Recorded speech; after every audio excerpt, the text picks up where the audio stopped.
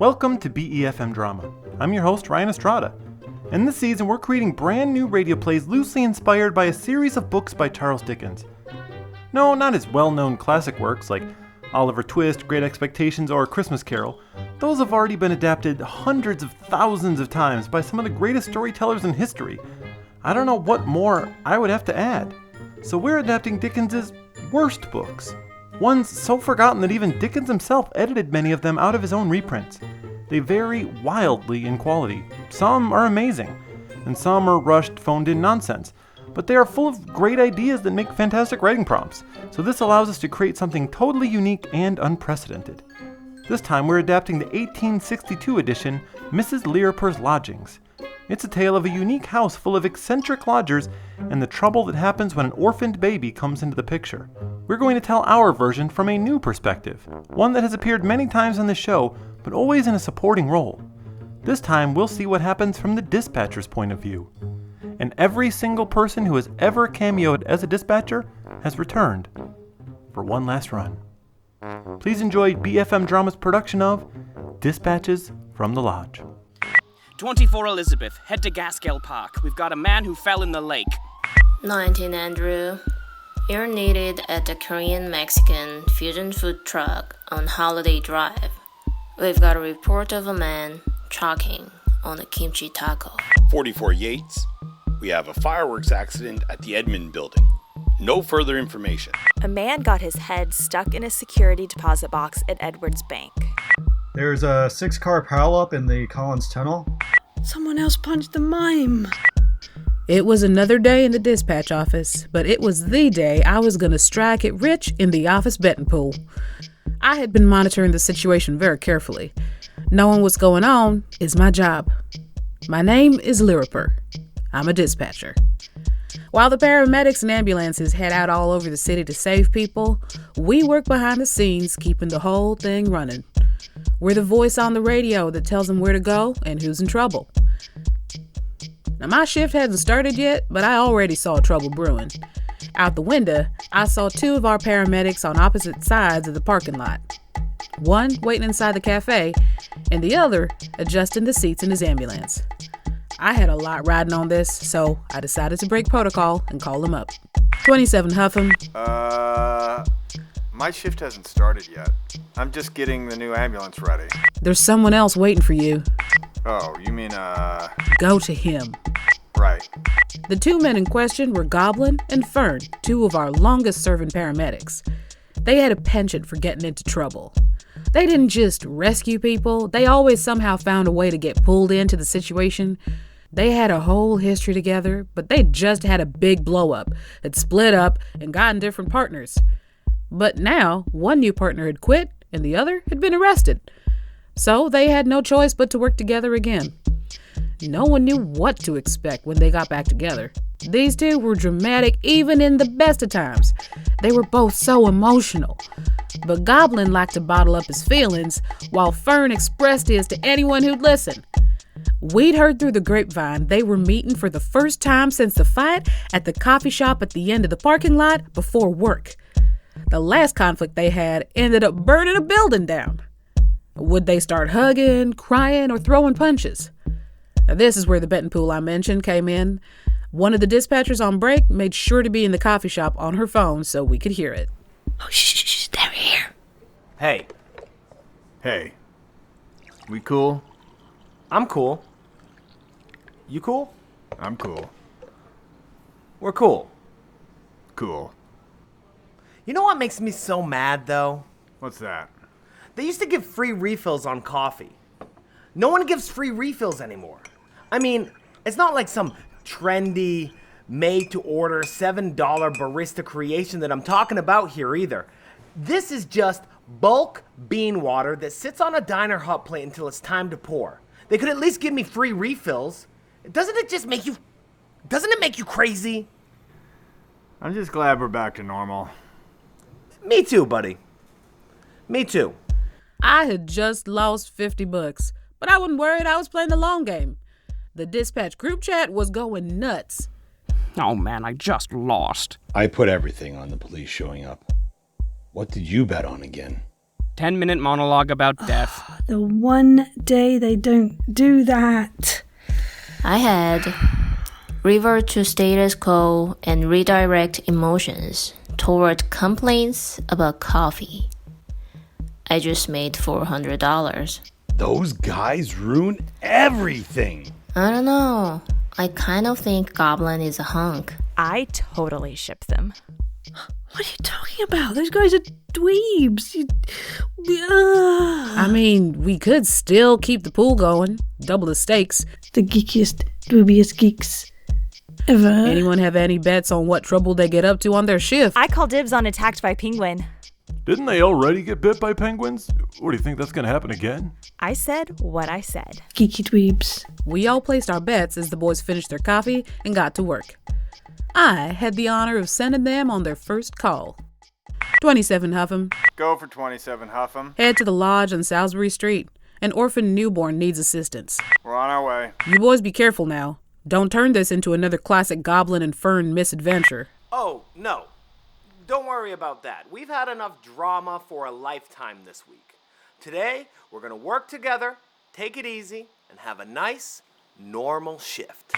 8 minutes later. Goblin lost the baby. I didn't lose the baby. What's going on over there? Someone lost the baby. Someone stole the baby. Yeah, we've got a stolen baby. Okay, did anyone bet on Stolen Orphan? No. I had kidnapped by Orphan Street Gang. Not even close. The game is still in play. The night's still young. I mean, it wasn't too bad a guess. I knew a thing or two about the lodge that others didn't. I dealt with quite a few calls there, and I knew something suspicious was up there. As far as I could tell, this old rundown boarding house's specialty, let's say, not having the most upstanding of clientele.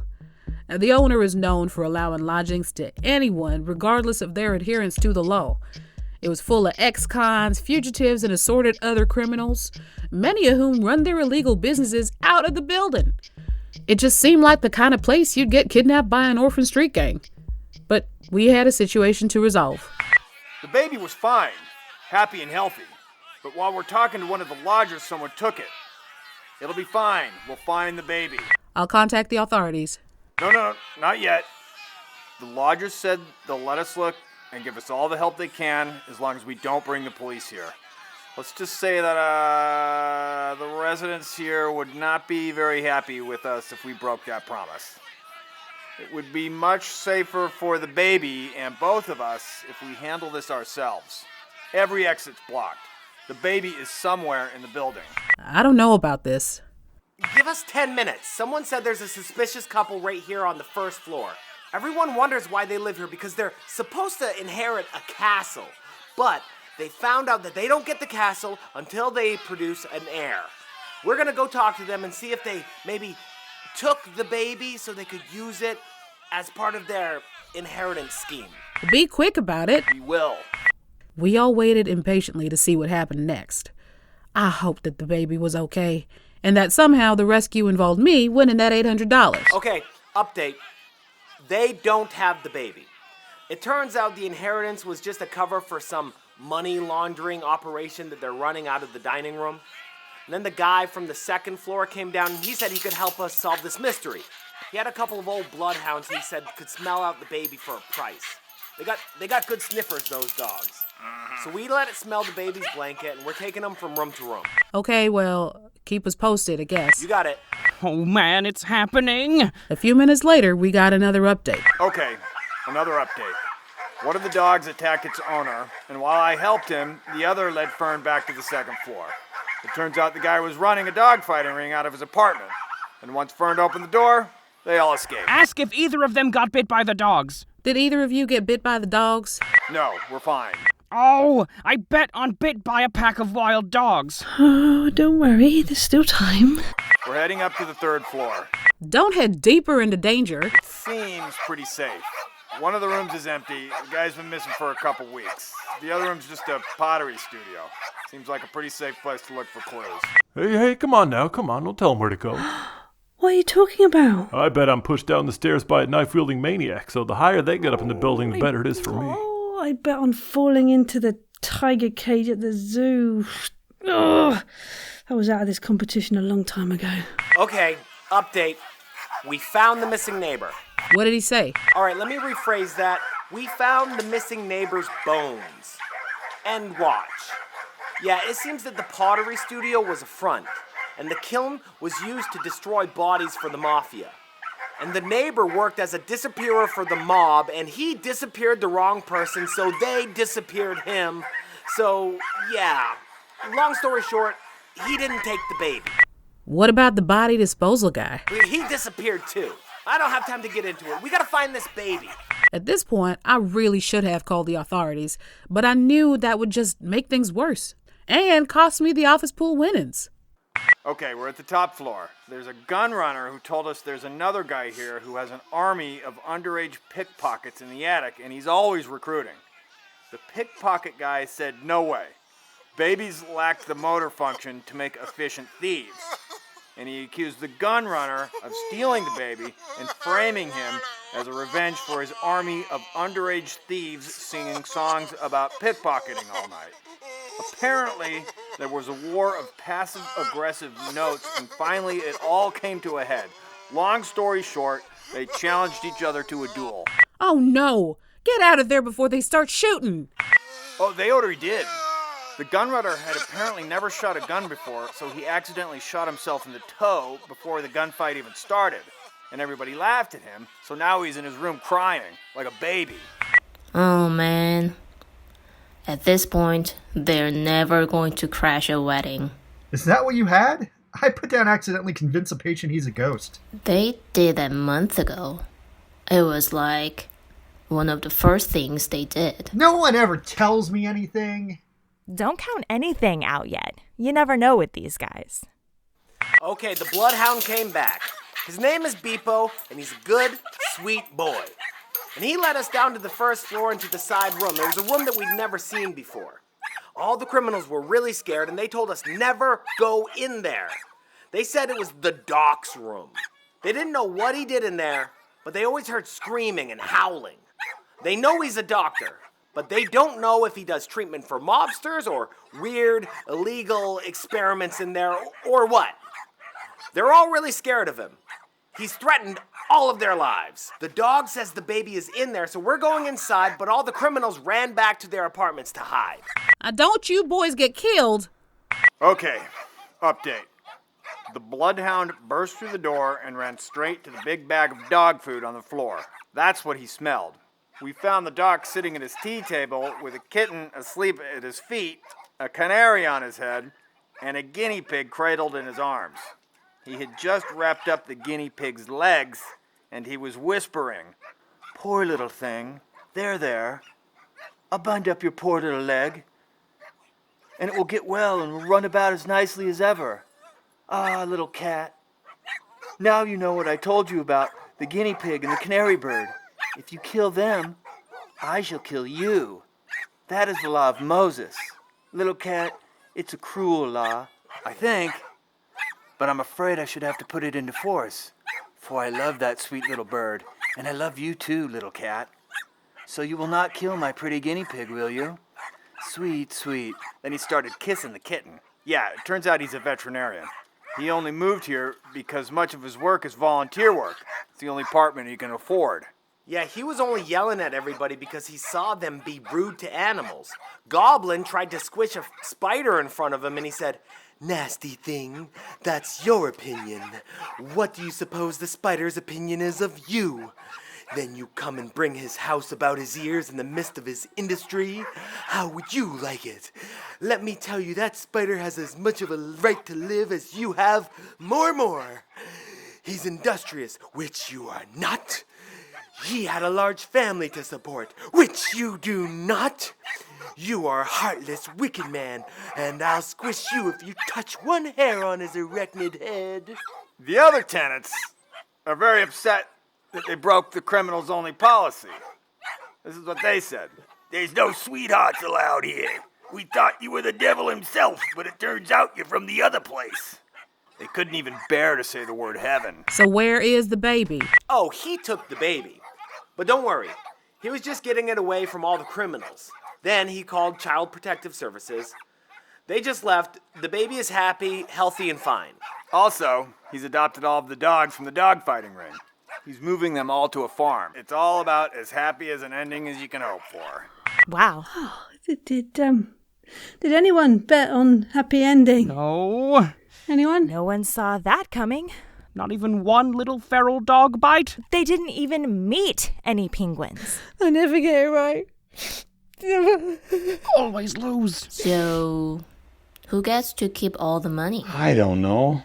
That's $800 we're talking about. Dispatch? Quick update.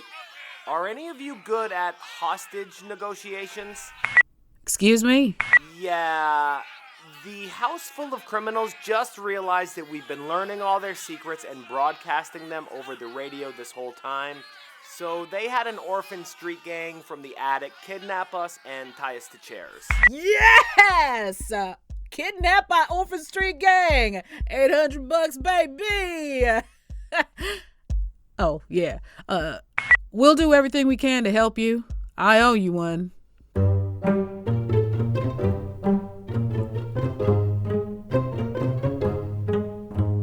Thank you for listening to BEFM Drama. This was Dispatches from the Lodge, based on Mrs. Lirriper's Lodgings by Charles Dickens, Charles Collins, Rosa Mulholland, Henry Spicer, Amelia B. Edwards, and Hesba Stretton. This radio play was written by me, Ryan Estrada. It had our largest cast yet. It starred Angelique Lazarus as Dispatcher Lirriper, as well as Dispatchers G. Hazelton, Peter Starr Northrup, Andrew Murphy, Tina Daniels, MBX McLean, and Sarah Golding. It also starred Sam Hazelton as Goblin and Kelly Brassbridge as Fern. Thank you so much to all of our dispatchers for coming back for this very silly episode, which was inspired by my days as a security dispatcher. My goal was to make it sound like every time Goblin and Fern radioed in, an entire episode had happened off screen. Hidden Agenda is by Kevin MacLeod of Incompetech and released under Creative Commons Attribution License. Action Investigation is by Komiku. As always, thank you for listening. Next time we'll see if Goblin and Fern can escape from the Orphan Street Gang. We'll see you then.